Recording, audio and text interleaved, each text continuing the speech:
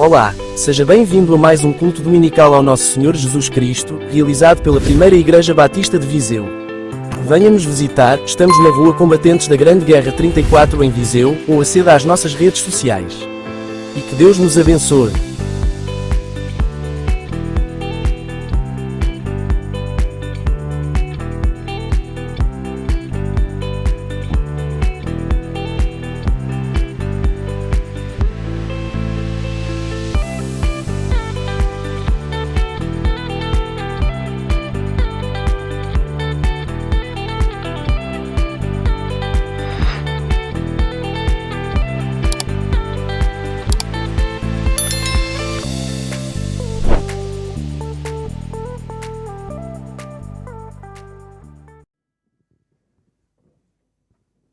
Muito bom dia. É bom estarmos juntos para louvar o nome do nosso Senhor Deus e permitem-me começar por pedir ao irmão Rogério se pudesse ligar a televisãozinha. Está bem? Então vamos dar início ao nosso ato de culto e vamos ficar todos de pé e vamos começar com um cântico que diz: bênção e honra, poder e glória, tudo pertence ao eterno Deus. Todos os povos que possam confessar que Jesus Cristo é Senhor. É por Ele e para Ele que nós viemos, é por Ele que nós viemos para prestar única e exclusivamente louvor, culto, adoração. Somente a Deus que enviou o seu Filho amado, o Senhor Jesus Cristo. Então vamos concentrar-nos nisso. Vamos concentrar-nos agora em adorar o nosso Deus. O Deus que nós seguimos, o Deus que nós entregamos a nossa vida, o Deus ao qual nós nos submetemos. Que isso possa ser o desejo e que o fruto dos nossos lábios, o louvor que sai dos nossos lábios, cheire como aroma suave ao nosso Deus.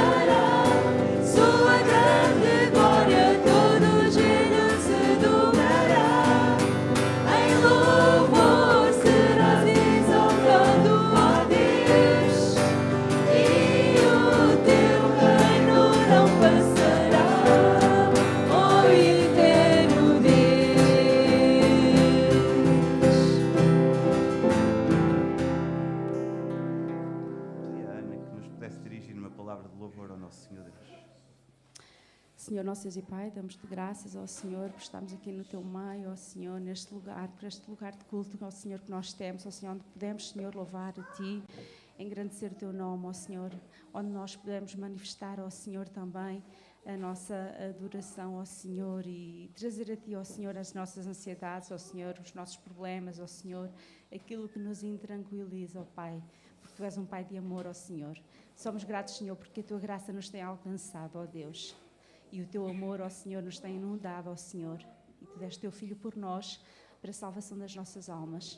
Abençoa este culto, ó Senhor, em nome de Jesus e para a Tua glória. Amém. Todos aqueles que puderem ainda, vamos abrir as nossas Bíblias em Filipenses, capítulo 2.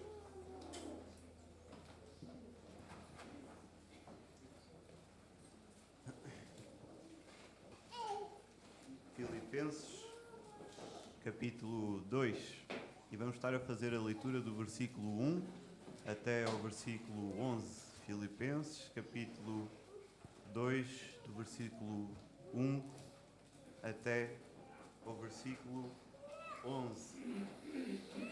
E diz-nos assim o apóstolo Paulo: portanto, se há em Cristo alguma exortação, alguma consolação de amor, alguma comunhão do Espírito, se há qualquer sentimento profundo ou compaixão, completai a minha alegria, para que tenhais o mesmo modo de pensar, o mesmo amor, o mesmo ânimo, pensando a mesma coisa. Não façais nada por rivalidade, nem por orgulho, mas com humildade, e assim cada um considera os outros superiores a si mesmo. Cada um não se preocupe somente com aquilo que é seu, mas também com aquilo que é dos outros. Tende em vós o mesmo sentimento que houve em Cristo Jesus, que existindo Jesus em forma de Deus, não considerou o facto de ser igual a Deus algo a que se devesse apegar, mas, pelo contrário, esvaziou-se a si mesmo, assumindo a forma de servo e fazendo-se semelhante aos homens. Assim, na forma de homem, ele humilhou-se a si mesmo, sendo obediente até à morte e morte de cruz. Por isso, Deus também o exaltou com soberania e lhe deu o nome que está acima de qualquer outro nome, para que ao nome de Jesus se dobre todo o joelho, daqueles que estão nos céus, dos que estão na terra e debaixo da terra. E toda a língua então confesse que Jesus Cristo é o Senhor, para a glória de Deus, o Pai. Amém? Tremendo quando nós olhamos para o exemplo do Senhor Jesus Cristo, e Ele em nenhum momento fez as coisas por vaidade, por orgulho pessoal. Em nenhum momento Ele se pôs em bicos de pés e disse: eu consigo, eu faço isto. Mas ao longo da vida humana do Senhor Jesus Cristo, Ele sempre apontou para o alto. Ele sempre apontou para o Pai. E tudo aquilo que Ele fazia, tudo aquilo que Ele fez, Ele sempre fazia questão de dizer: aquilo que eu faço não vem de mim, mas vem do Pai. E em todos os momentos nós víamos Jesus a orar, Jesus a falar com o Pai. Em todos os momentos víamos esta comunhão perfeita. Mas algo tremendo é que Ele não foi obrigado a ir até à cruz. Ele foi, mas foi porque quis. Ele esvaziou-se. Ele podia ser rei, mas Ele assumiu a forma de servo. A forma completamente humana, como eu, como você, como tu. E por vontade própria Ele caminhou lá até aquela cruz, para que eu e tu pudéssemos ser salvos. E o próximo cântico diz exatamente isso. Jesus era a luz, e Ele veio ao mundo, e o mundo não o reconheceu como luz. Mas ainda assim, Ele sacrificou-se, Ele entregou-se. E nós vamos continuar a louvar este nome precioso. E vamos dizer: eu quero adorar-te, eu quero humilhar-me, eu quero só dizer que Tu és o meu Deus, que só Tu és precioso. E nós nunca mais podemos imaginar este sacrifício horrendo lá naquela cruz. Mas nós hoje podemos adorar e glorificar o nome de Deus, o Pai, que enviou o seu Filho, o seu único Filho, para que nós pudéssemos viver. Então, com alegria, vamos louvar o nome do nosso Senhor Deus. E durante este tempo, todos aqueles que desejarem também podem vir até aqui à frente, colocar a sua oferta para a Associação de Centros de Expansão Missionária, onde, enquanto igreja, nós temos a oportunidade de abençoar pastores que estão a passar por dificuldades, igrejas que estão a passar por dificuldades, projetos missionários que foram indicados como a precisar ajuda financeira. Então, todos quanto desejarem, está aqui este vaso, podem vir até aqui à frente colocar a sua oferta.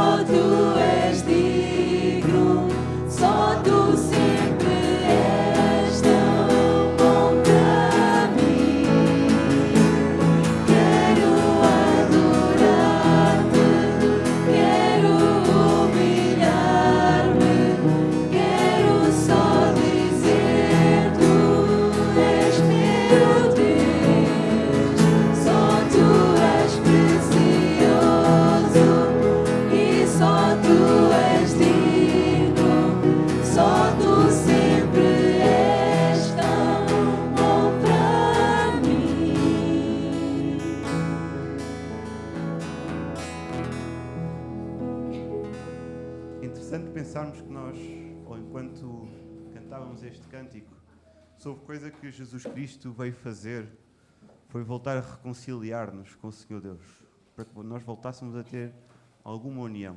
E ainda assim nós, caídos no pecado, continuamos mesmo a pecar todos os dias e facilmente nos esquecemos da cruz. E facilmente nos esquecemos de olhar para a cruz como sendo nós também responsáveis. E nós, enquanto cantávamos este cântico, nós também ofertávamos para projetos missionários. E alguns destes missionários que nós acabámos de ajudar financeiramente estão, como os irmãos devem deduzir, também em território africano, em território árabe. Então eu não sei Eu sei que não é muito comum, mas eu agora desafiava que, no texto que nós líamos em Filipenses, o texto desafiávamos a unidade e a unidade concentrada em Cristo. Então eu ia convidar a que todos nós agora pudéssemos dar as mãos às pessoas que estão ao nosso lado e que nós pudéssemos ter um tempo de oração também pela paz que está, ou melhor, a falta de paz que está a haver lá em Israel e na Palestina. Então, como igreja, nós temos a responsabilidade primária não só de contribuir, certamente há missionários na Palestina, certamente há muitos missionários em Israel. Mas como igreja nós devemos estar unidos em orar pela paz, não só lá, mas também na Ucrânia, não só na Ucrânia, mas também em todo o mundo. E se algumas imagens nos chocam, quando nós vemos bebés a serem sacrificados, quando até Isaac não teve de ser sacrificado e mais tarde veio o Senhor Jesus Cristo para que nós pudéssemos viver, nós sabemos que só Jesus e só o Senhor Deus têm o poder para operar. Então, enquanto igreja, que nós agora unidos, e obviamente dar a mão é simbólico, mas que possa representar a unidade que esta igreja tem em orar pela paz neste território, especificamente em Israel e na Palestina. E eu ia convidar a irmã Hermínia que pudesse dirigir esta oração. Pode ser? Nosso Deus e Pai, nós te damos graças, Senhor, porque nós estamos aqui somente por ti, Senhor. Nós estamos aqui só para te honrar e glorificar. Nós estamos aqui por outras razões. E nós te agradecemos, Senhor, porque tu tens colocado no nosso coração a paz de Cristo, a reconciliação através dele. Por isso a paz, Senhor. Aquilo que nos invade o coração, nos invade a nossa vida, mesmo em momentos maus, em momentos difíceis, em momentos de sofrimento, a tua paz nos consola. Que realmente a tua paz se estenda também àquele território que está realmente no centro de todos os problemas atuais, Senhor.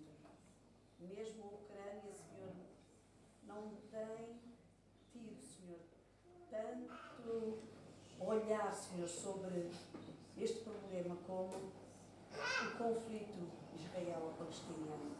Porque nós sabemos, Senhor, que é ali que reside, Senhor, muito do relógio, Senhor, do teu tempo para nós, para a humanidade. Ali reside, Senhor, muito da história também do teu povo, como igreja, Senhor, como escolhidos por ti, Senhor. Ó Deus e Pai, por isso nós pedimos paz para aquele território, pedimos paz para este mundo, pedimos paz, Senhor, para aquele território ucraniano tão sacrificado também.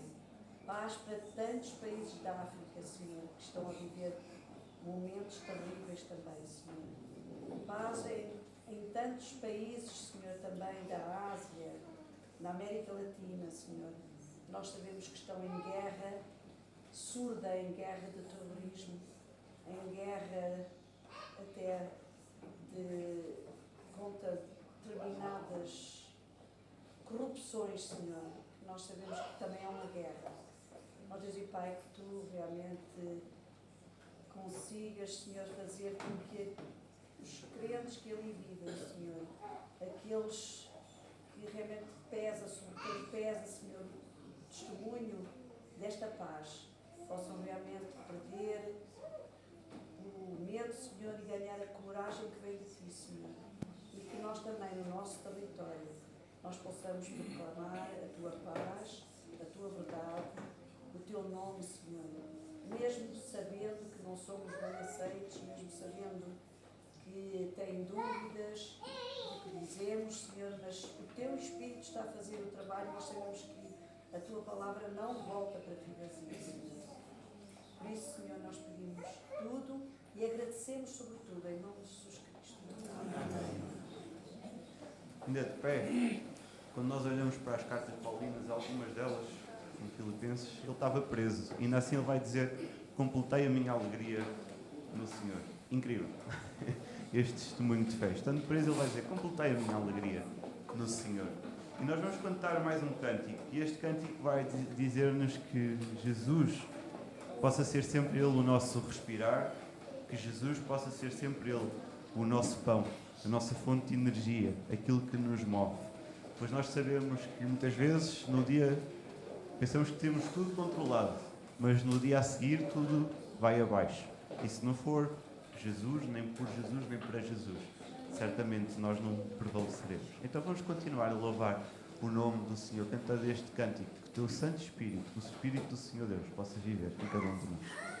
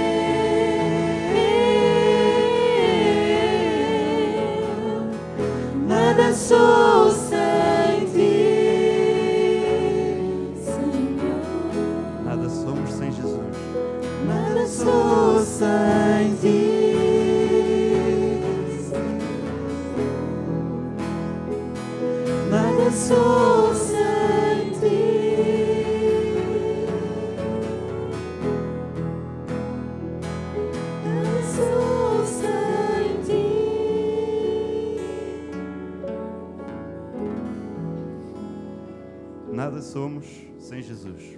Ainda que 90% das vezes, ou 99% da nossa semana, nós achemos que somos capazes de tudo, se não tivermos Jesus, até no imediato parece, mas não somos nada.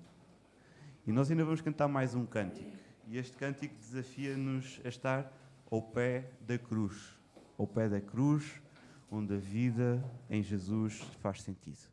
E durante este tempo nós também vamos estar a consagrar os dízimos e as ofertas e aqueles que nos visitam. Isto não é uma obrigação, isto é uma responsabilidade primária e voluntária de cada um dos membros. Então, enquanto nós cantamos este cântico, quer estar ao pé da cruz, eu ia convidar o irmão Lourenço e o irmão Rogério que nos pudessem ajudar na recolha dos dízimos e das ofertas.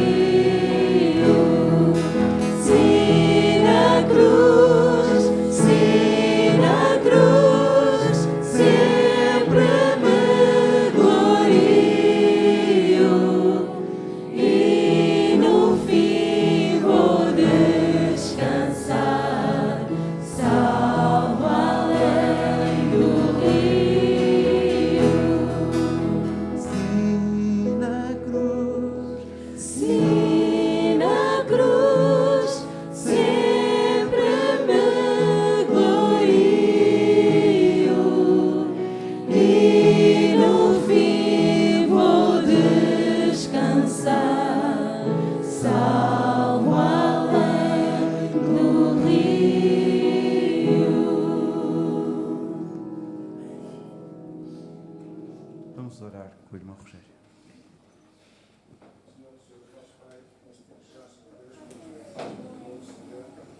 Obrigado, Senhor, por esta certeza que já está nos corações, Senhor. Obrigado a Deus porque, de facto, Senhor, nós somos Senhor, e cuidamos, Senhor. Obrigado, Senhor, por este sacrifício pelo nosso Jesus Cristo, Senhor, por esta certeza. Nesta hora, resta para os outros, diz que ele faz esta vontade do nosso Senhor, nos orientes, nos ajude, Senhor, a estar nesta estação, para que o trabalho possa continuar nesta terra. Os irmãos tenham vontade de sentar-se, cuidado do teu pastor.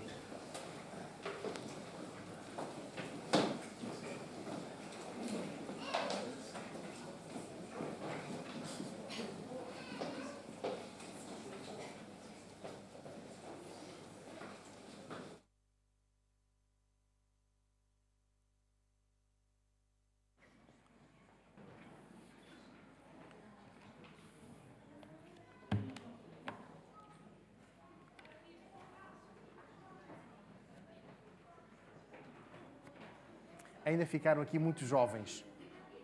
Os mais jovens saíram, mas ainda ficaram aqui muitos jovens. Mas eu agora queria ouvir somente os mais jovens de todos os presentes. Aqueles que tiverem, portanto, em uníssono, menos de 30 anos. Sabem, irmãos, às vezes os ditados populares enganam-nos. Ou, aliás, enganam-nos não. Deixam margem para nós brincarmos um pouco e às vezes até sermos iludidos. Eu vou dar-vos um exemplo. Ajudem-me. Só os mais novos é que respondem agora. Quem espera, sempre alcança. O irmão Jorge está a rir porque o irmão Jorge sabe como é que nós podemos brincar, não é?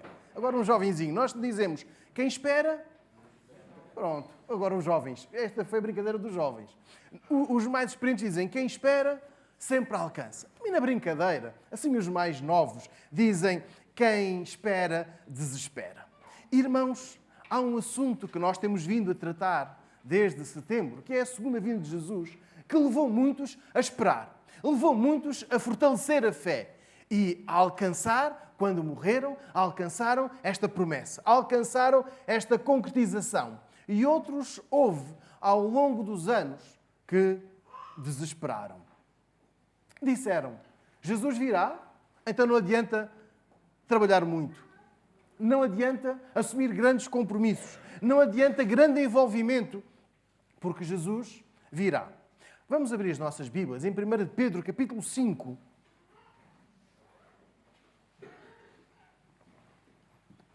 E agora, sem brincadeira, irmãos, vamos completar este provérbio e dizer de outra maneira. Quem espera, 1 Pedro, capítulo 5, versículo 4. E quando aparecer o sumo pastor, alcançareis a incorruptível coroa da glória. Quem espera, recebe uma coroa incorruptível. Eu quero chamar a atenção aos irmãos para os primeiros 3 versículos e depois vamos então perceber porque é que fala aqui no versículo 4. Aos presbíteros que estão entre vós, admoesto eu, que também sou presbítero com eles e testemunha das aflições de Cristo e participante da glória que se há de revelar. Apacentai o rebanho de Deus que está entre vós, tendo cuidado dele, não por força, mas voluntariamente, nem por torpe ganância, mas de ânimo pronto, nem como tendo domínio sobre a herança de Deus, mas servindo de exemplo ao rebanho. Pedro escreve aos pastores, à liderança da igreja, versículo 1, apresenta-se, identifica-se também ele como um pastor, alguém que sabe o que está a falar, e diz aos pastores, aos líderes das igrejas, sejam corretos no desempenho das vossas funções. Sejam corretos no desempenho das vossas responsabilidades. Sem ganância. Às vezes, a ligeira importância, o ligeiro reconhecimento leva a uma arrogância, à ideia da superioridade. E aqui o texto bíblico, Pedro escreve a dizer, mantenham sempre esta humildade, para que o desejo de protagonismo não vos cegue. E isto Pedro escreve aos presbíteros. E quando ele diz, versículo 4, que o verdadeiro pastor, claro que está a referir aqui ao Senhor Jesus, quando o verdadeiro pastor se manifestar, isto é, quando Jesus vier, o que é que ele dará? Versículo 4. Uma coroa de glória. Há outros que têm uma coroa incorruptível. A tradução que tenho diante de mim diz a incorruptível coroa da glória. Mas sei que há uma tradução ligeiramente diferente. Alguém diz imarcessível. Imperecível. Pois é. Irmãos, vamos ficar agora pela coroa. Vamos ficar pela coroa. A coroa era o símbolo que distinguia os reis do povo. E a coroa era o símbolo da superioridade, da grandeza, da realeza. E quando Pedro escreve, os seus leitores, os que recebem estas palavras, conseguiam perceber o rei. Também o imperador. Enfim, o soberano. O imperador eles raramente viam, mas os governadores locais, os reis locais, estes também tinham uma coroa que os destacava. Mas, irmãos, eu quero chegar a um outro ponto. A coroa de louros, que nós hoje também conhecemos e muitas vezes ouvimos. Aliás, temos algumas estátuas de figuras importantes da história de Portugal com uma coroa de louros. A coroa de louros era dada aos vencedores das provas desportivas. E todos os anos, esta mesma coroa era renovada. Porquê? Porque era uma coroa que acabava, secava e se ia deteriorando. Agora leiamos o versículo 4. Que coroa é que Jesus nos dará? Incorruptível. Obrigado. Não seca, não desgasta, não desaparece, não se consome com o tempo. Mais, quando este rei era deposto, outro rei vinha e aquela coroa era esmagada. Podia até ser derretida, o seu ouro podia ser derretido. Mas, versículo 4, o que nos espera, porque quem espera tem esta coroa do versículo 4. A coroa não tem, aquela que Jesus nos dá, não tem o desgaste natural da coroa humana. Não se irá desfazer com o tempo. E aí se percebe o uso desta palavra, que não sofre corrupção. É uma coroa que não se corrompe, porque não tem fim. Então, a glória, a alegria, a satisfação da vitória do Senhor Jesus, quando Ele vier, isto que nós sentimos, esta é a nossa esperança, é ilimitada e é incorruptível. E nós vamos ver mais adiante que quem espera vai ter outras características, mas quem espera certamente receberá uma coroa sem corrupção. Irmãos, não é para sermos superiores aos outros, não é para nos vangloriarmos diante dos outros que nós temos, porque todos teremos, mas a nossa esperança é uma esperança de vitória, é uma esperança na segunda vinda do Senhor Jesus, porque quem nele espera tem a vitória. Tal como aquelas provas desportivas em que o que chegava primeiro, o que fazia melhor os seus desafios, tinha um reconhecimento. Quem espera em Jesus. Versículo 4. Estamos a ler quando o sumo pastor aparecer ou se revelar. Então aí nós iremos receber, alcançar, não por mérito, mas receber esta incorruptível coroa da glória. É importante distinguir esta coroa do versículo 4 com a coroa humana. Aquela que todos os anos tem de ser entregue a outra pessoa. Todos os anos tem de ser renovada. Todos os anos tem de ser trabalhada. E esta coroa, versículo 4, não tem fim, não tem corrupção. Então, quem espera em Jesus tem a coroa, uma coroa da vitória. Vamos manter a nossa esperança na segunda vinda de Jesus. Vamos manter a nossa esperança, o nosso foco de que Jesus virá e de que, versículo 4, nós teremos este sinal de vitória. Mas olhemos para o versículo 5 e também para o versículo 6. Quem espera, semelhantemente vós, jovens, sede sujeitos aos anciãos e sede todos sujeitos uns aos outros e revestivos de humildade. Porque Deus resiste aos soberbos, mas dá graça aos humildes. Humilhai-vos, pois, debaixo da potente mão de Deus, para que a seu tempo vos exalte. Quem espera, sabe ser humilde. Quem espera, sabe ser humilde. E a humildade de Jesus tocou profundamente este escritor, Pedro. A humildade de Jesus foi fator determinante na mudança de Pedro. E nós podemos recordar o apóstolo, o discípulo que ele foi. E ele menciona aqui dois aspectos que viu em Jesus. Primeiro, a submissão. Segundo, a humildade. Se nós olharmos para o versículo 5, ele escreve agora para os mais jovens, aqueles que às vezes brincam com os ditados populares.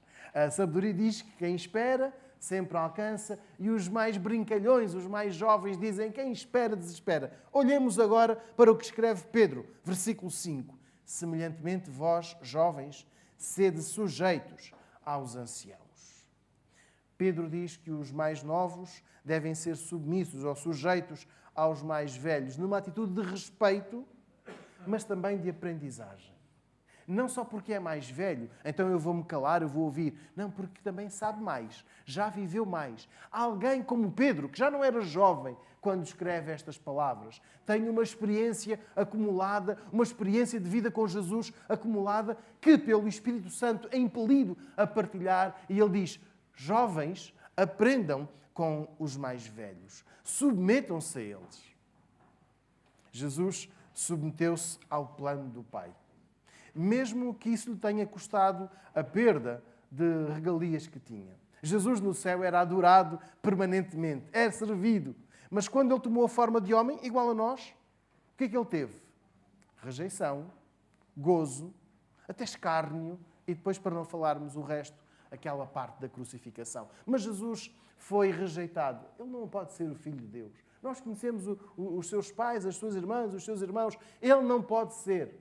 Mas houve quem tivesse dito que Jesus estava a libertar pessoas ao serviço do próprio diabo. Houve pessoas que não acreditaram que Jesus realmente era Deus. Mas Jesus manteve-se submisso.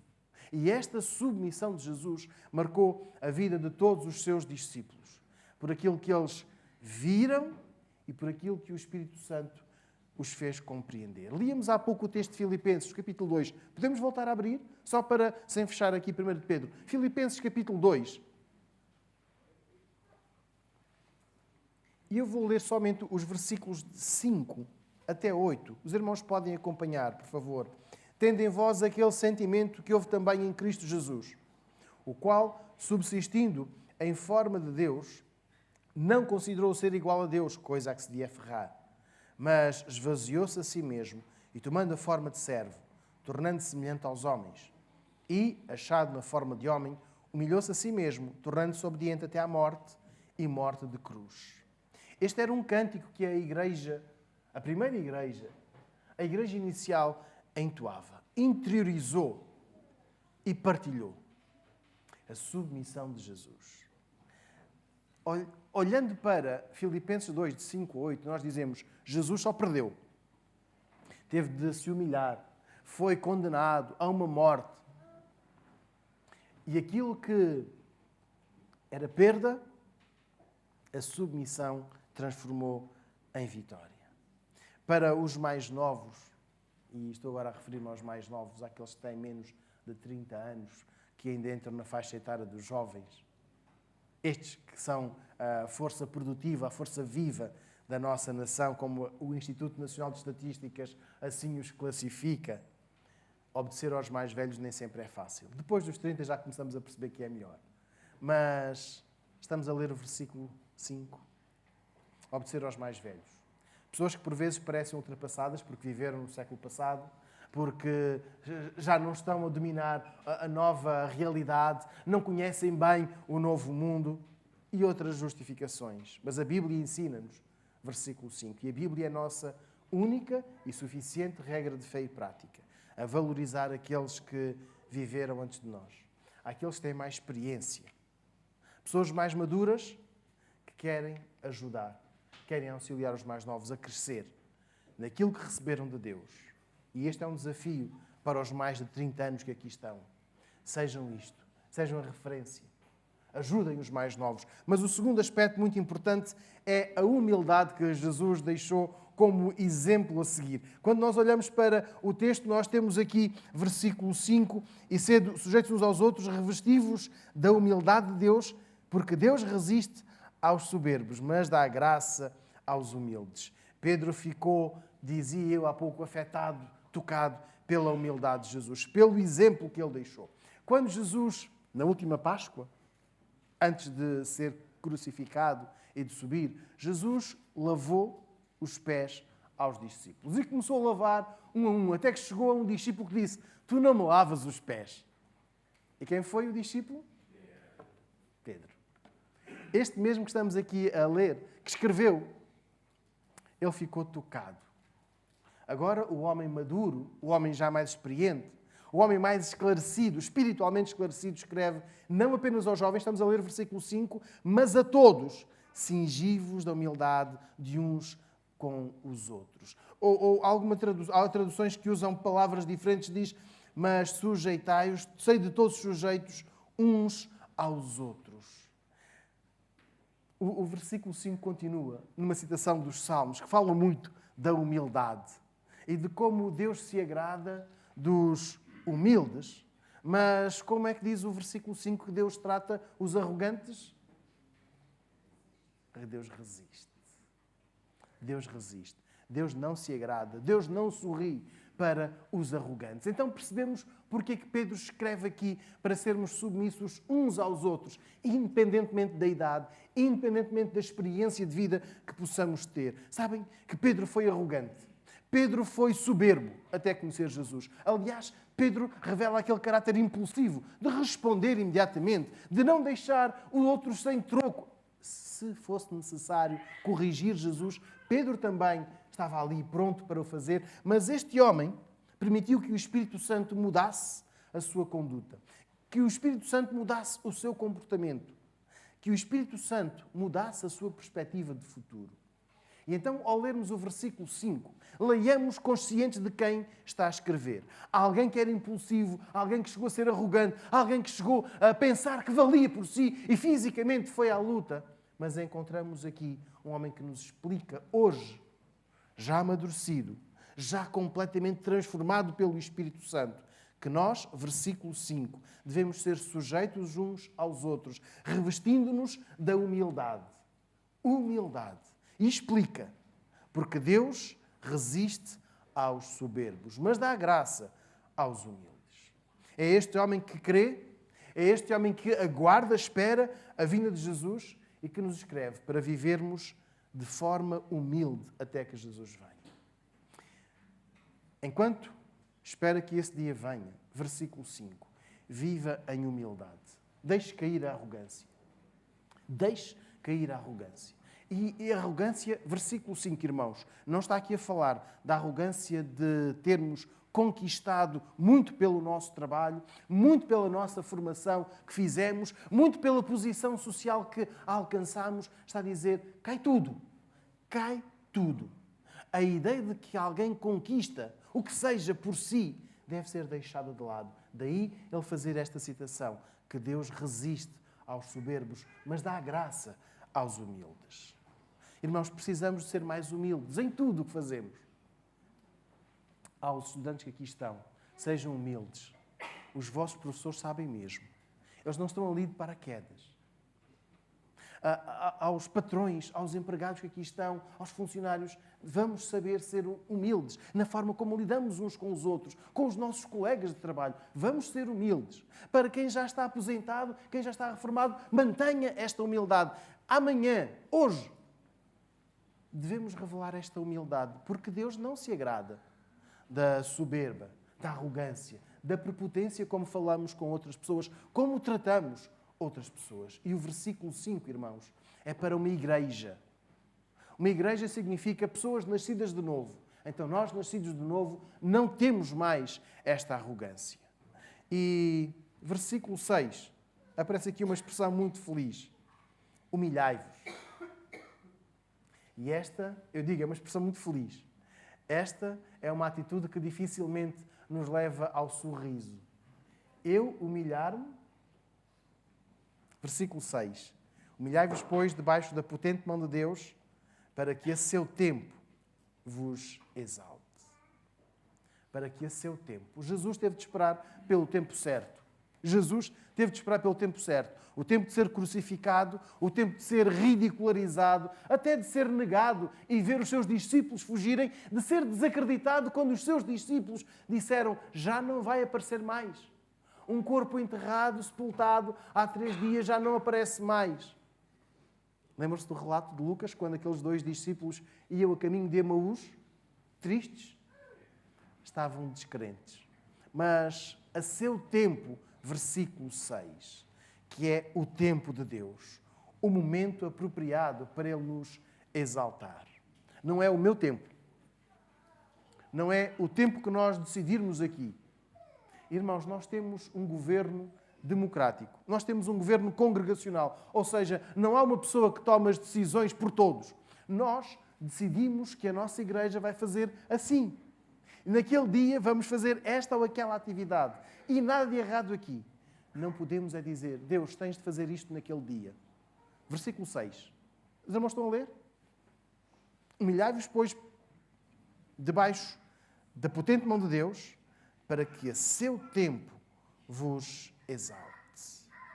Este momento da exaltação não acontece quando terminares o teu curso, quando chegar a reforma. É quando Deus decidir. É quando Deus decidir. E a segunda vinda de Jesus não é determinada por nós, pelo nosso tempo, pelo nosso calendário. Então, quem espera sabe viver em humildade. Quem espera a vinda de Jesus deixa cair a arrogância, deixa cair a soberba de se achar mais e melhor do que os outros. E é um excelente desafio para esta semana, sermos humildes. Sermos humildes. Em casa, nas aulas, no emprego. Versículo 7. Humilharmos-nos debaixo da potente mão de Deus. Não é uma mão relativamente forte. Versículo 6, estamos a ler? A potente mão de Deus.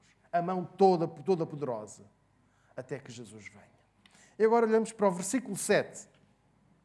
Lançando sobre ele toda a vossa ansiedade, porque ele tem cuidado de vós. Quem espera em Jesus não vive ansioso. E agora vou entrar numa área tão complicada. Irmãos, quem daqui não tem comando na televisão? Quem ainda se levanta para ir mudar de canal? Já ninguém. Quantos conseguem ficar a ver televisão sem mexer no comando? É complicado, não é? O comando ali dá muito jeito. Tínhamos aqui um comando para passar. O comando dá muito jeito. E nós, às vezes, controlamos e manipulamos aquilo que vemos. Estamos ansiosos. E olhando para o versículo 7, é talvez um dos textos mais difíceis de aplicar, porque nós gostamos de ter o comando. Nós gostamos de controlar, ou de pelo menos saber o que vai dar. E tantas vezes o comando é apenas um reflexo daquilo que é a nossa vida. Lançando sobre ele toda a vossa ansiedade. Irmãos, eu espero que estejamos a ler o versículo 7, não apenas a ouvir. Toda a vossa ansiedade, porque ele tem cuidado de vós. E Pedro não está a falar só para pessoas aqui da Igreja Batista de Viseu, para os residentes em Viseu, para os residentes na freguesia de Viseu, do distrito de Viseu. Pedro está a falar para todos os crentes, pessoas que acreditam, esperam, anseiam a vinda de Jesus. Diz, devemos viver sem ansiedade, sem o desejo de controlar, de manipular o comando, com a confiança de que Deus tem tudo na sua mão, mas Ele sabe do que necessitamos. Pedro estava lá, quando Jesus multiplicou os pães e os peixes. Aquele milagre. E os discípulos disseram a Jesus para despedir as pessoas, já era tarde, não havia comida, e Jesus multiplicou então os pães e os peixes. E eu quero que me ajudem. Quantas cestas sobraram depois de eles terem recolhido? Quantos eram os discípulos? Dava uma cesta para cada um. Uma pequena ilustração. Pedro, aprende. Versículo 7. Espera, porque Deus tem tudo controlado. Os 12 puderam perceber, os 12 puderam viver que esta palavra aqui, porque Ele tem cuidado de vós, não os devia levar à ansiedade. É necessário duvidar? É necessário perder a paciência porque não controlamos, porque não temos o comando da nossa vida na mão? Versículo 7. Ele tem cuidado de vós. Deus tem cuidado dos seus e não foi apenas neste milagre. Porque o texto fala no presente contínuo. Deus tem cuidado de vós. Ou Deus continua a cuidar de vós. E este ensino é fundamentado em Mateus capítulo 6, do versículo 25 ao 36, que nós podemos ler em casa, onde Jesus nos ordena a confiar no sustento divino. Até porque Jesus usa uma frase muito feliz. nós somos muito mais importantes do que as aves. E dá o exemplo. As aves não têm casas, não têm celeiros, não se dão ao trabalho de cultivar, não se dão ao trabalho de semear, de adubar, de regar, e Deus tem cuidado delas e muito mais de vós. Há um outro relato anterior, em Êxodo, no capítulo 16, quando cai o pão do céu, o maná, com a condição de não guardarem nada para o dia seguinte. Sabem, isto significa, versículo 7, não andeis ansiosos, ou lançando sobre ele toda a vossa ansiedade. Não acumulem o pão de hoje para amanhã. E houve quem tivesse desobedecido, tivesse apanhado para hoje e para amanhã também, e no dia seguinte aquele pão estava cheio de bicho. Não prestava. Então, versículo 7. Vamos olhar com atenção para o texto, lançando sobre ele, sobre o sumo pastor, toda a vossa ansiedade, porque ele tem cuidado de vós.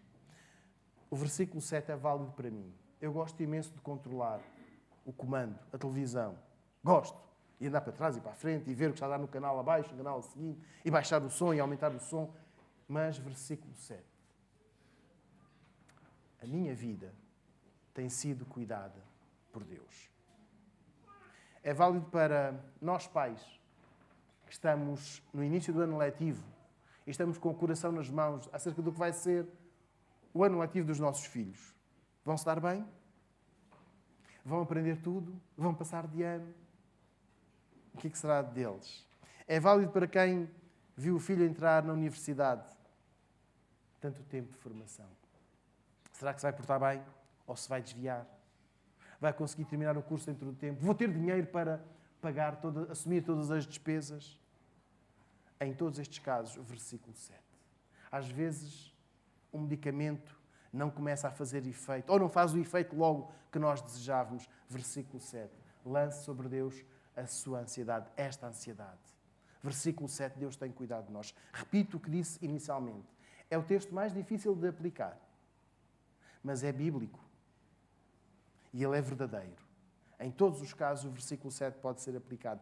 Mesmo que estejamos prestes a tomar uma decisão de mudança.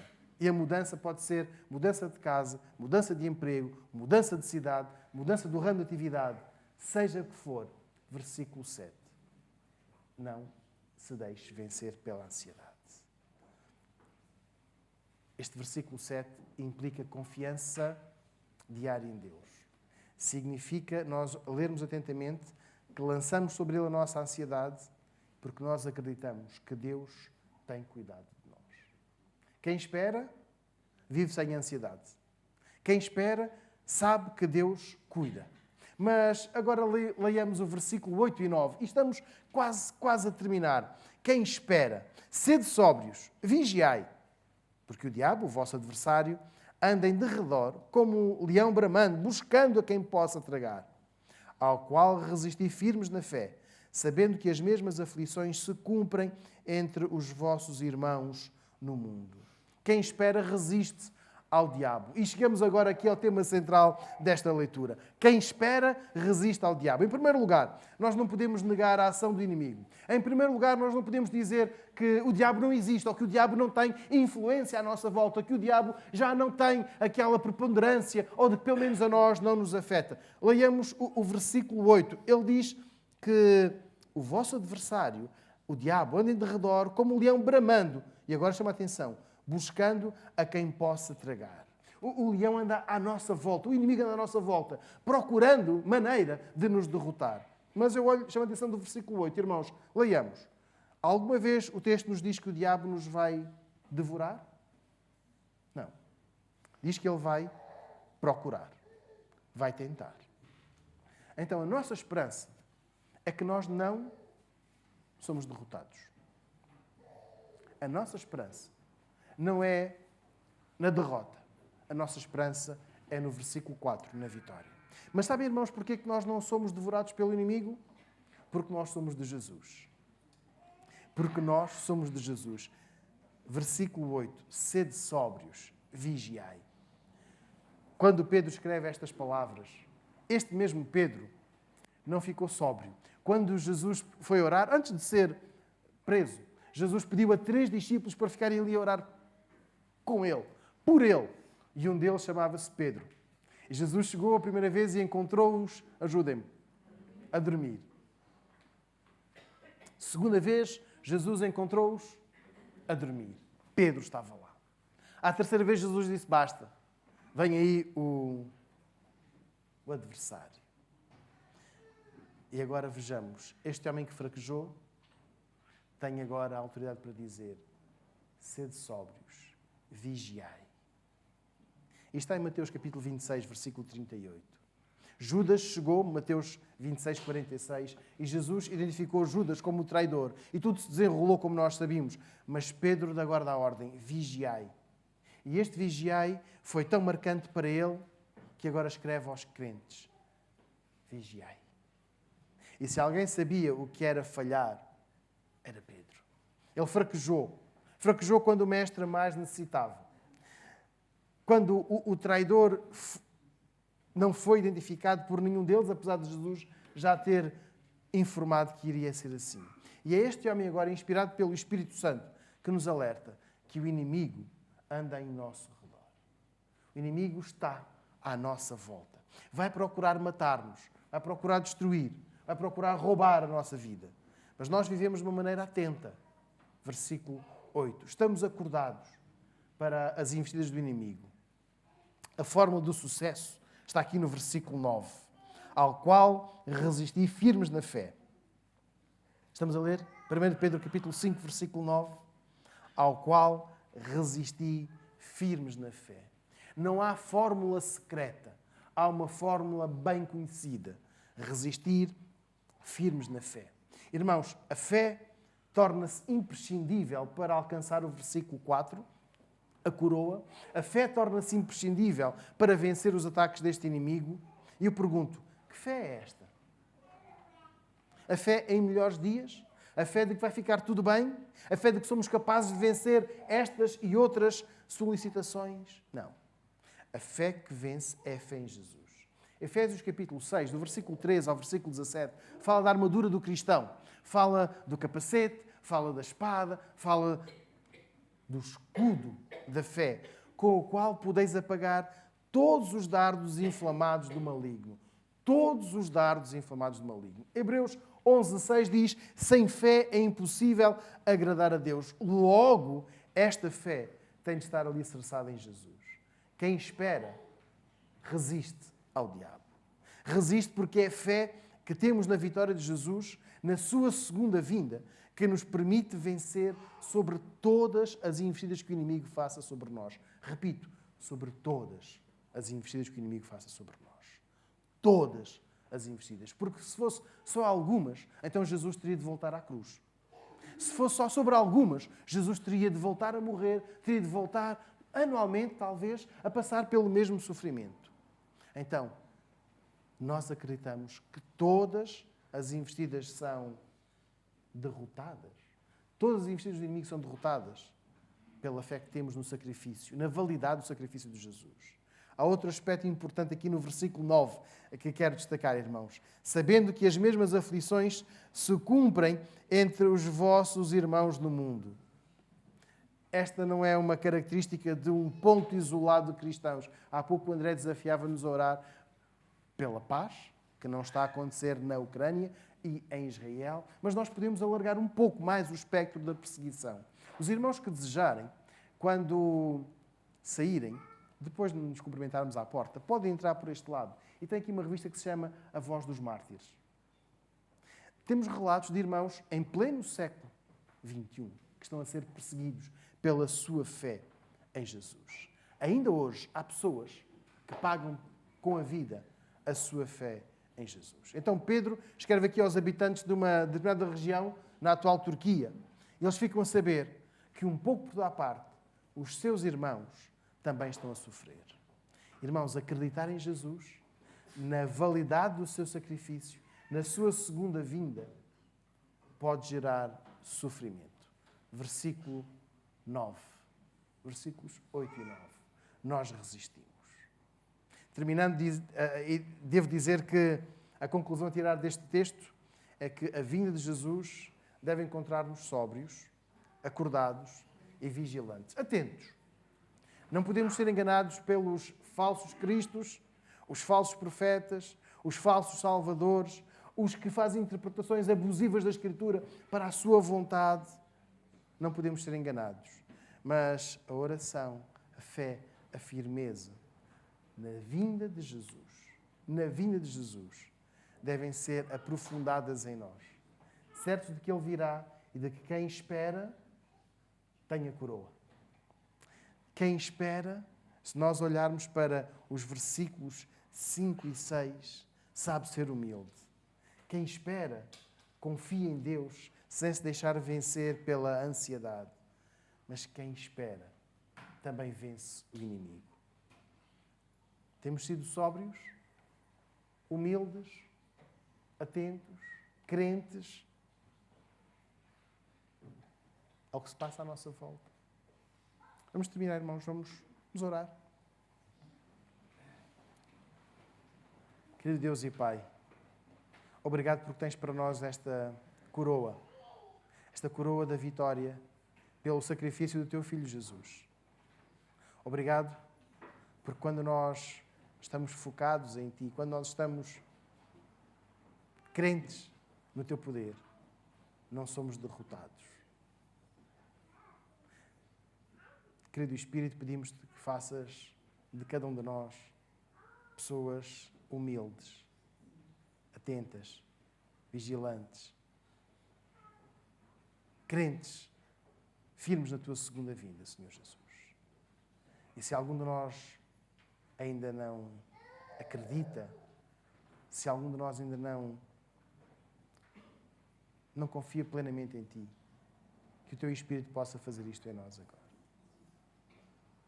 Senhor, nós pedimos-te que conduzas os nossos passos no dia de hoje para revelarmos a nossa esperança, a nossa confiança na Tua segunda vinda. Jesus, nós pedimos tudo em Teu nome. Amém.